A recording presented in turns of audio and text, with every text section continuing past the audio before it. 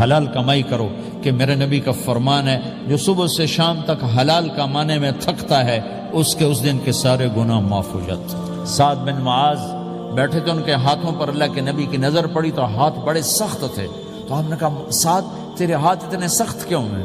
کہا جی میں اپنے باغ میں خود کام کرتا ہوں، سخت ہو گئے۔ تو آپ نے سعد کا ہاتھ پکڑا اور ایسے چوما اور کہا اپنے بچوں کو حلال کھلانے جو ہاتھ ایسا ہو جائے گا اس پہ جہنم کی آگ حرام ہو جائے گی۔ حلال کمائی کرو کہ میرے نبی کا فرمان ہے جو صبح سے شام تک حلال کمانے میں تھکتا ہے اس کے اس دن کے سارے گناہ معاف ہو جاتے۔ سعد بن معاذ بیٹھے تھے، ان کے ہاتھوں پر اللہ کے نبی کی نظر پڑی تو ہاتھ بڑے سخت تھے، تو ہم نے کہا سعد تیرے ہاتھ اتنے سخت کیوں ہیں؟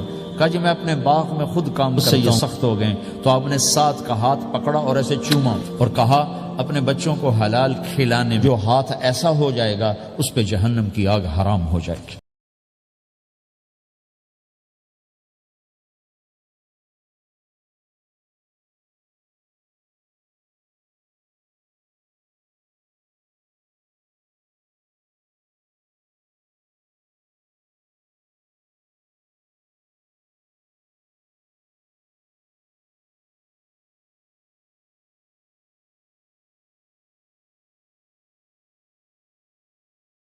حلال کمائی کرو کہ میرے نبی کا فرمان ہے جو صبح سے شام تک حلال کمانے میں تھکتا ہے اس کے اس دن کے سارے گناہ معاف ہو جاتے۔ سعد بن معاذ بیٹھے تھے، ان کے ہاتھوں پر اللہ کے نبی کی نظر پڑی تو ہاتھ بڑے سخت تھے، تو ہم نے کہا سعد تیرے ہاتھ اتنے سخت کیوں ہیں؟